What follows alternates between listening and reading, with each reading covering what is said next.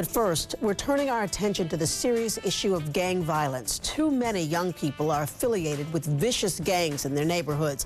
And the threat of gangs, especially in the Brownsville section of Brooklyn, is reportedly on the rise. Two men who have had their own share of trouble in the past are trying to change that, one child at a time.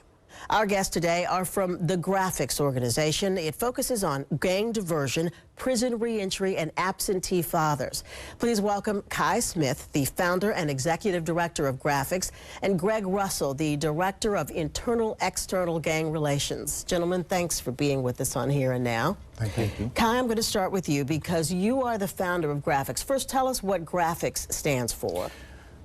The acronym for GRAAFICS is Gang Diversion, Reentry, and Absent Fathers Intervention Center. Right to the point. Right to the point. Tells you what it is you hope to do. Exactly. One of the things I admired about you when I read about your background in GRAAFICS is that you are a person that you talk it like you actually walked it. Mm-hmm. Why don't you tell us a little bit about your background and why it led you to form GRAAFICS? So, you know, I started this program after doing a very long stint in prison. In the streets they call it life on the installment plan. I had done a total of about 16 years in prison.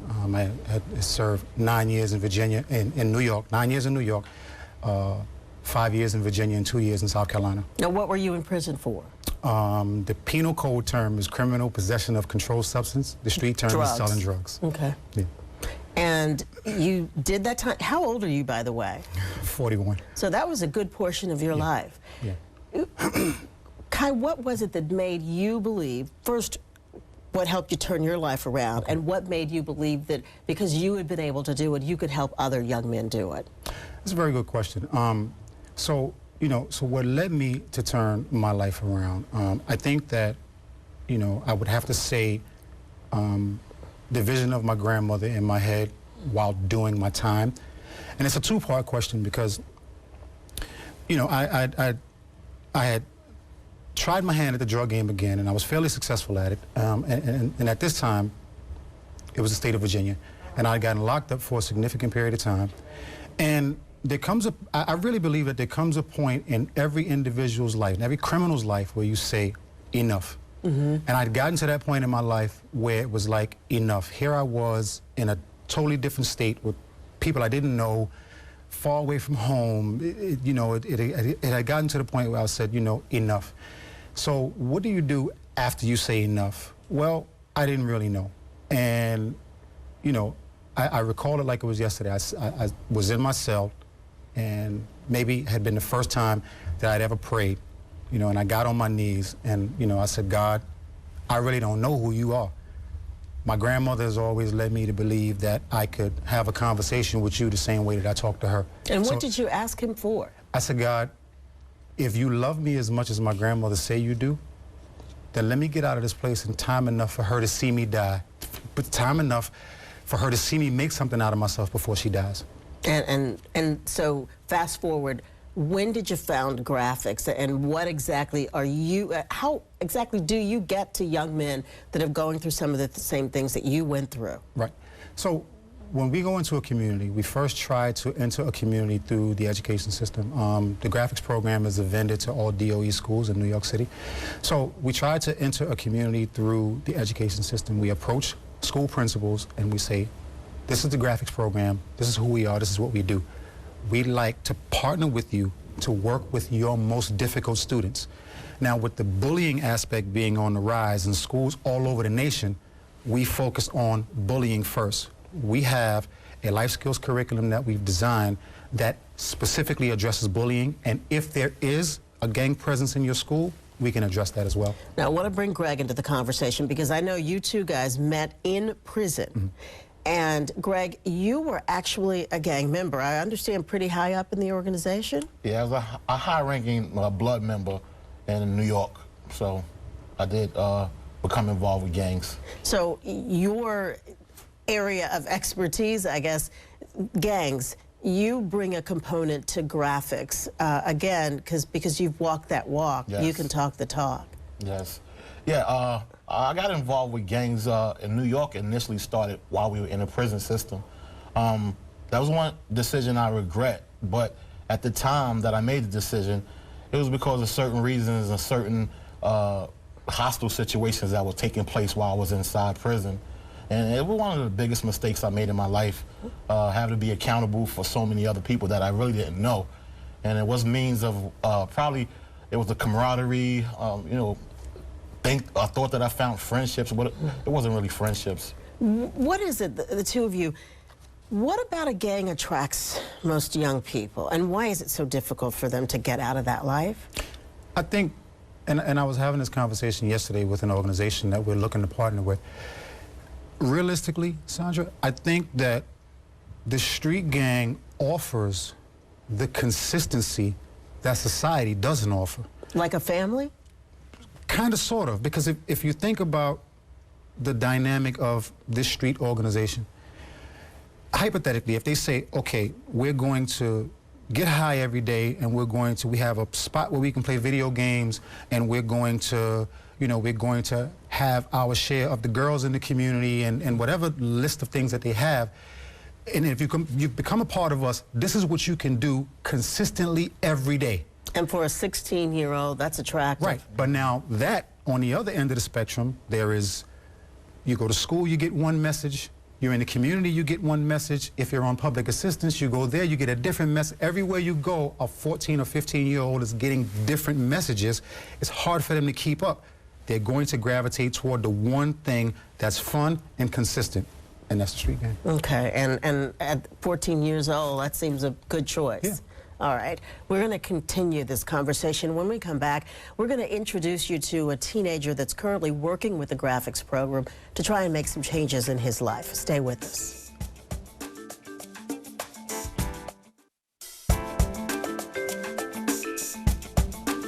Last month, police charged as many as 43 people from rival gangs in Brownsville with 6 homicides and 32 shootings in the last year. And the gangs were reportedly not focused on drugs as much as they were on controlling certain streets in Brownsville. Now, we've been talking to the founder and executive director of the anti-gang program GRAAFICS, Kai Smith. Also joining us now, Tykim Stansel, an 18-year-old who lives in Brooklyn and is being mentored by the GRAAFICS program. Welcome. Thank you so much for being with us, Tykim. No problem. How long have you been involved in GRAAFICS, and how did you get involved with the program? I've been in GRAAFICS program going on a year, and I've got involved through my school. Now, you were not a member of a gang, but I understand you felt some pressure in your community. Yeah, well, it's pressure all over. Like, coming from school, in my neighborhood, everywhere you go, it's always pressure to be in the gang. And what kind of pressure? What form does that pressure take? Like, people just coming up to you, ask you, you want to, you know, get down with us, and all stuff like that. And, I mean, how did you feel about that? Before you found this program, GRAAFICS, where you had people talking to you about what your options were, how did you feel about being pressured? I mean, I felt kind of pressured, but then I just looked toward the positive because I know what I want to achieve in life, so I knew I couldn't take that step into a gang. Okay, it was never something that interested you. No. Do you have friends that have gone that direction? Yeah, I wouldn't call them friends anymore, like more like associates, but I have a couple of friends that took that route. I don't really communicate with them as much anymore. Mm-hmm. And do you, as an adult, sometimes we have no idea what's actually going on with young people on the street. You know, we think we know what used to happen back in the olden days, but things are a little different now. How difficult is it, you know, to resist people sort of pushing you, you know, all the time to get involved in something? And a lot of kids, I guess your age, feel like they don't have many options. Well, every time you turn around, it's always a new gang coming out. So therefore, they want to recruit as badly as the next. So they're going to try to push and push and push all the time. Do you feel like, you know, anybody retaliate? Is there anyone retaliating when you don't get involved? Yes. Normally, like, if you say no, like, somebody will try to beat you up or something like that, but it hasn't happened to me yet, but, you know, it happens to a lot of kids that I know. Now, Greg, because you were in a gang, so you know what he's talking about. Yes. How do you work with a young man like Ty Kim, to make sure that he always knows what his options are, and he doesn't ever have to feel like maybe joining up with this gang, who you said is kind of like a family sometimes, is his only option? Well, it's important to show these young men incentives, because a lot of these young men today, they look for instant success, whether it be in monetary purposes, or they just look for things that happen overnight. They don't look at long term. They don't think long term. In this case, we try to empower him and give him more self-esteem. A lot of the young African-American males lack self-esteem to a great degree, so we try to empower them and instill some type of self-worth inside of them. So to know that there's other options as opposed to getting involved with a gang, that you could actually invest in yourself and you could reap the benefits in the long run. Now, I also should mention that you work in the DA's office. You know, how does that come into play with the work that you do with Kai and GRAAFICS? Well, that's really a touchy situation.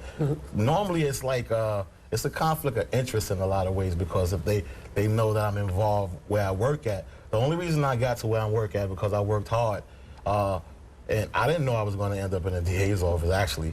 It's just that my release from prison, and I had God in my life. You know, Jesus Christ was the focal point of my life and helped me to get to where I'm at today. So I contribute that to God. Actually, I went through the same situation that Kai went through when he had his awakening, that I knelt on my knees and I was in a cell and I was begging for God to help me have the will to want to change. And that's what these young men lack today. They lack the will. So once we establish them, to building them up so they can have a will to change, and then we could start off on the right foot. Okay. Now, you're working in the DA's office. Kai, we should also mention that you're not just an ex-felon.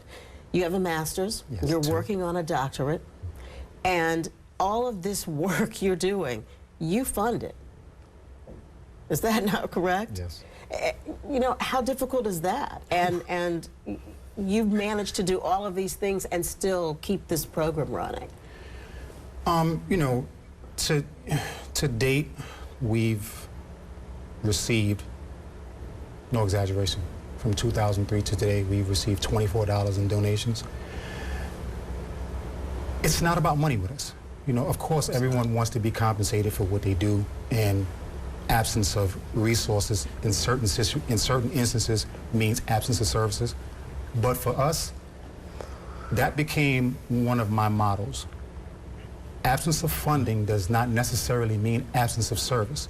So I felt like taking, you know, once I secured my MBA, I felt like, okay, let me try to take this business degree into the nonprofit sector to show individuals that we can make a difference in the community, produce some solid outcomes, and then once we secured the numbers, then ask people, okay, can you contribute? Can you? So that's what the focal point was from the beginning, trying to produce some solid outcomes and then say, here's what we've done for the last year or 2 or 3 years.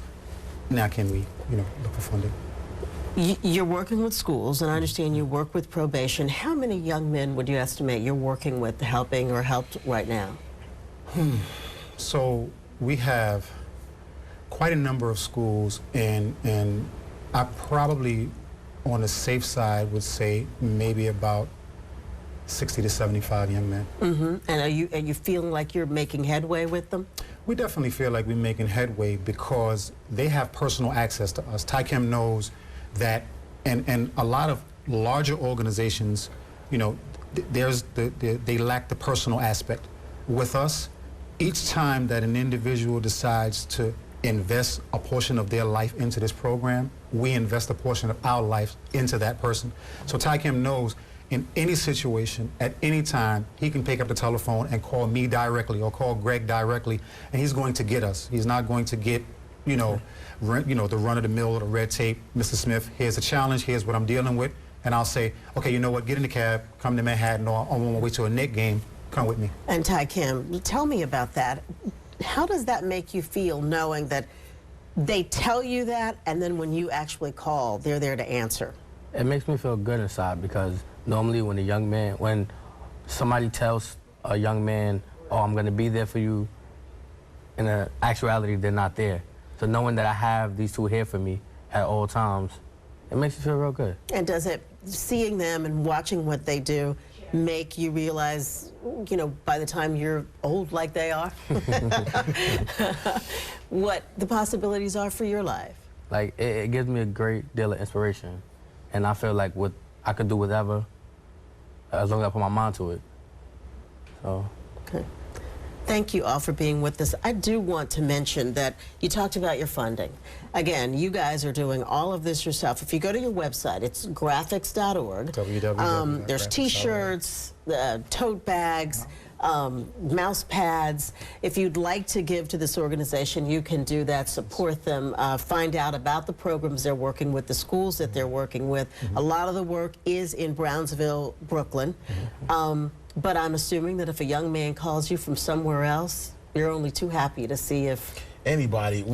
We deal with the city, period, and we trying to get into all the major cities across the country, actually. Yeah. We would like to establish some type of curriculum in each major city that battles with gangs.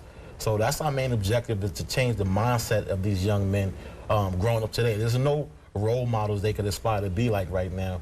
So we trying to actually be the new heroes. And if I may, you know, it's not a program that's primarily geared toward violence interception.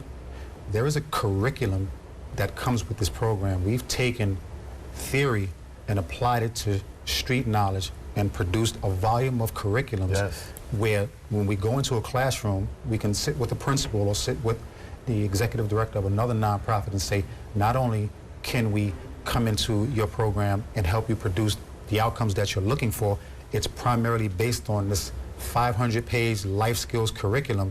You know, we'll accept a cohort, and you know, over a series of 5 months or 10 months, we're going to train them how to be self-sufficient. And both of you are proof positive of what is possible. Thank you all for being with us this afternoon. Thank you so much.